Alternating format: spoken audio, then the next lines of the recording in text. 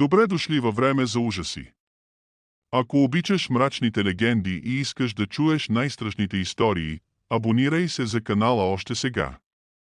Защото тази вечер ще чуеш нещо, което ще те накара да се съмняваш в камъка самия, в малък град, в двора на изоставена църква, има статуя.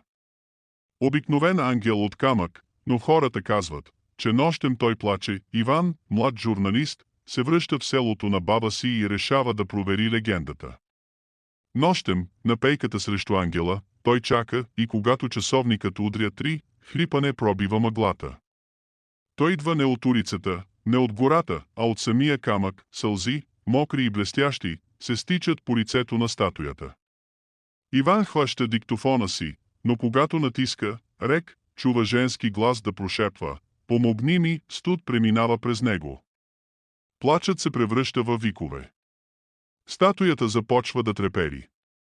По крилата й се появяват пукнатини, а в празните каменни очи проблясва жива болка. Иван се опитва да избяга, но корените на дърветата са като ръце, които го хващат за краката.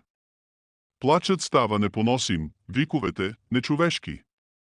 Когато най-сетне се откъсва и пада на земята, разбира, че сълзите на ангела вече не са каменни, а кървави. На сутринта пейката е празна. Само диктофонът остава там. И когато го пуснеш, няма звук, няма гласове. Само едно тихо хлипане, което не свършва. Това беше още една мрачна история от време за ужаси.